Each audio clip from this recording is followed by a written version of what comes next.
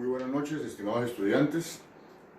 Debido a la situación actual que afronta el país, el departamento y el municipio, y a las decisiones tomadas por el gobierno nacional, departamental y municipal, me permito dar inicio a esta sesión virtual donde analizaremos una de las temáticas que está establecido en el plan de estudio para la asignatura de materiales, y el objetivo es, al finalizar dicha presentación, realizar a través de grupos una actividad programada que será entregada de manera oportuna a través de sus correos y los grupos dentro de las redes sociales. La temática que vamos a abordar el día de hoy es estructura atómica de los materiales.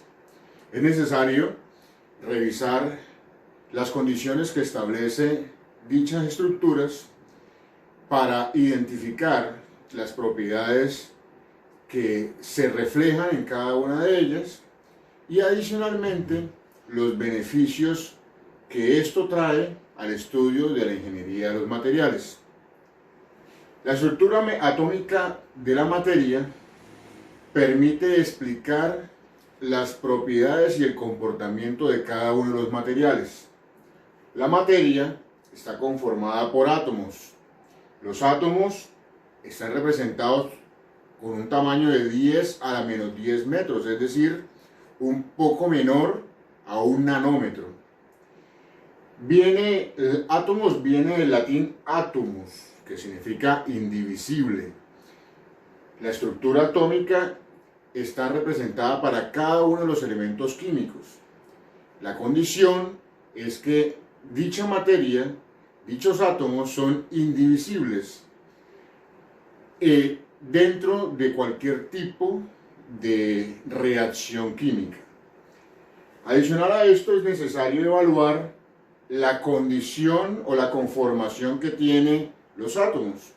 Los átomos están constituidos por un núcleo, el cual está conformado por protones y neutrones, una nube electrónica en los cuales podemos evidenciar o encontrar algunas órbitas en las cuales tenemos elementos como electrones. Los electrones tienen una carga negativa de 1,602 por 10 a la menos 19 coulombs y una masa de 9,1093 por 10 a la menos 28 gramos. Los neutrones tienen una carga neutral, es decir, no tiene carga ni positiva ni negativa. Tiene una masa muy cercana a los protones de 1,675 por 10 a la menos 24 gramos. Y los protones tienen carga positiva, generan un balance electrónico dentro del átomo sin ningún tipo de reacción, con una carga de 1,602 por 10 a la menos 19 coulomb, es decir, la misma carga de los electrones, y una masa aproximada a los neutrones de 1,673 por 10 a la menos 24 gramos. Es necesario tener en cuenta que dentro de la tabla periódica está establecido cuál es la cantidad de electrones y a su vez la cantidad de protones que tiene cada elemento. Es decir, dentro de la tabla se puede sustraer dicha información. Les mencionaba anteriormente que aparte de estos elementos se tiene una nube electrónica, una nube de carga electrónica que complementa dichos elementos. Esa nube de carga electrónica refleja casi todo el volumen del átomo, pero es una pequeña parte de la masa. Los electrones, particularmente la masa externa de los átomos, reflejan y representan claramente las propiedades eléctricas, mecánicas, químicas y la forma en la que se comporta el átomo a través de cualquier tipo de reacción o enlace. El número atómico es la cantidad de protones que posee el núcleo, es decir, esta información, como les decía anteriormente, en la tabla periódica podemos identificar cada elemento de acuerdo a ese número atómico. Este establece la cantidad de protones que están constituidos dentro del núcleo.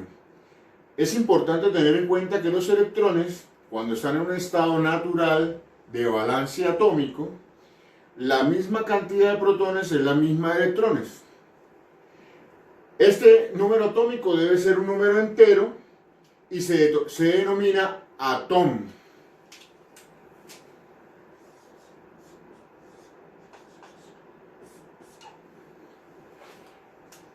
Debido a que en su núcleo existe una cantidad determinada de estos elementos.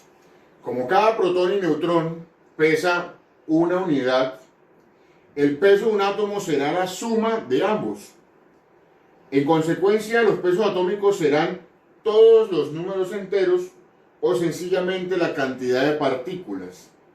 La masa atómica relativa de un elemento es la masa en gramos de 6,023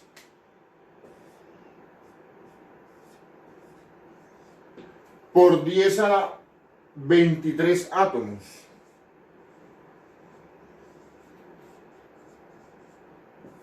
Esta sería la masa atómica relativa de un material. Esto, en términos químicos, es el número de Avogadro. La masa atómica de un elemento es la que corresponde al promedio de las masas de sus distintos isótopos. En este orden de ideas es necesario evaluar de manera somera cómo sería o cómo se desarrolló el modelo atómico, el cual necesitaba, a través de una identificación propia y adecuada de los elementos del átomo, saber cómo se comportaba cada una de esas partículas. Ahora bien, dentro de la estructura atómica es necesario evaluar modelos atómicos.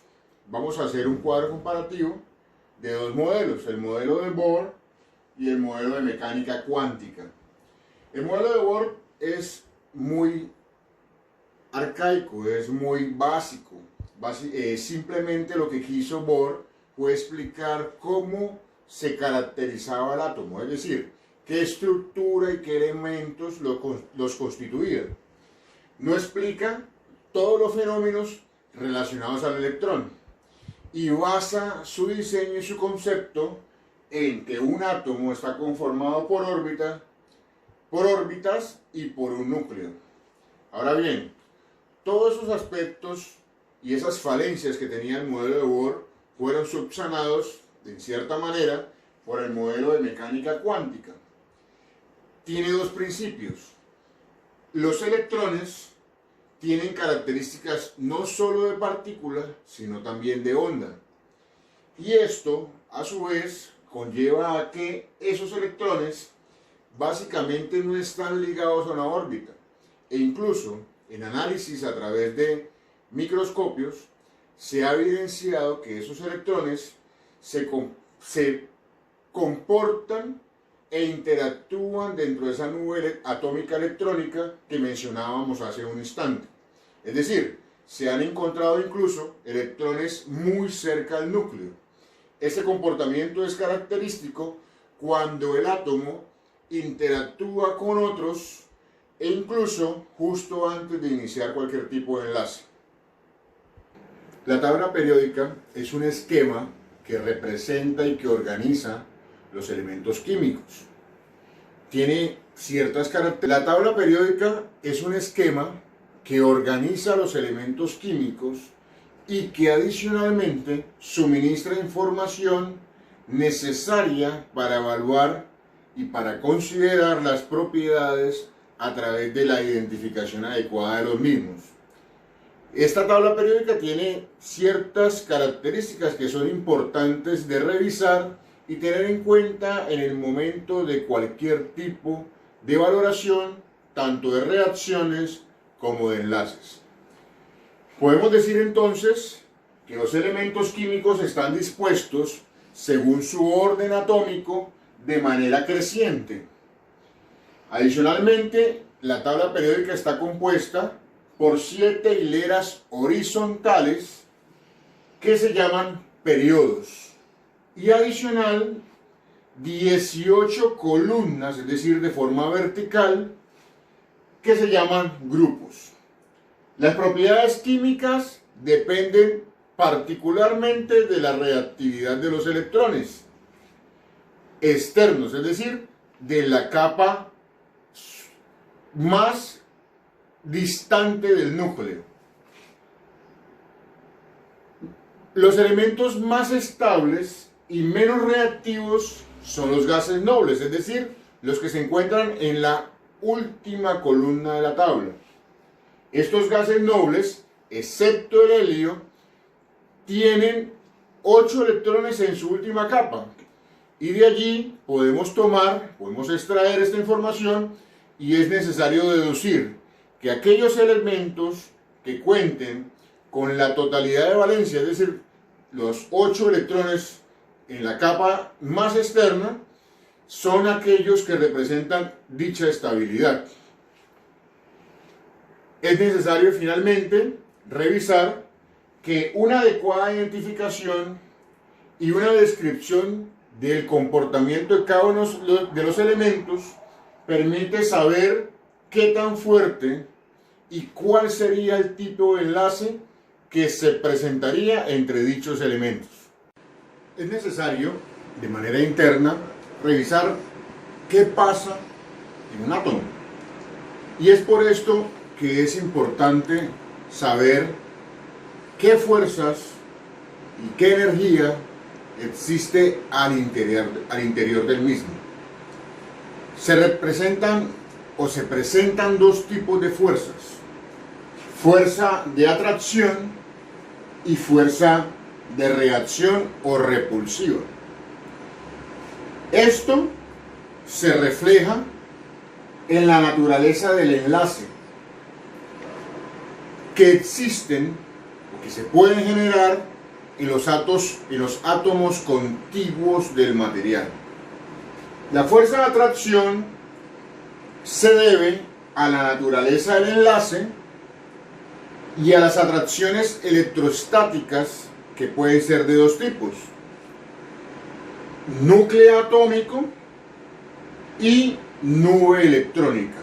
Es decir, son las dos partes del átomo que pueden verse afectadas o impactadas a través de esas atracciones. Adicionalmente, para la fuerza repulsiva se debe tener en cuenta la acción de la energía electrostática. Hablando de este tipo de energía, es la que se genera a través de la modificación o interacción de la carga electrónica del átomo dentro de su condición de equilibrio. Es decir, es aquella energía que por la interacción o ganancia de electrones o de cargas hace que dicho átomo empiece a modificarse. Y adicionalmente las nubes electrónicas entre sí, es decir, la reacción que hay dentro de esas nubes electrónicas. Es importante recordar que en esas nubes electrónicas, de acuerdo al modelo de mecánica cuántica, podemos encontrar electrones en diferentes posiciones. Obviamente se ven afectados por condiciones tanto internas como externas. Es por esto, de estas condiciones, que es necesario hablar de dos fuerzas externas que muy posiblemente pueden, de cierta manera, interactuar con el átomo e incluso interactúan de manera constante. Fuerzas magnéticas, que son débiles; fuerzas gravitatorias, que para un modelo o un análisis particular del átomo serían despreciables. Es decir, que como consecuencia de estas fuerzas, el átomo adopta una posición de equilibrio en función de la temperatura y de la presión. Ahora bien, una vez pasamos por la estructura atómica, los modelos atómicos, revisamos la tabla periódica, es necesario hablar de enlaces atómicos. Estos, como les mencionaba hace un momento acerca de fuerzas y energías atómicas, se presentan con un objetivo específico, y es dar mayor estabilidad a la condición estructural al interior de un material o al interior de la mezcla de varios materiales. Los enlaces atómicos tienen lugar debido a la disminución neta de la energía potencial en estado enlazado. Es importante tener en cuenta que los átomos son mucho más estables enlazados que de forma libre. Es decir, que ganan estabilidad.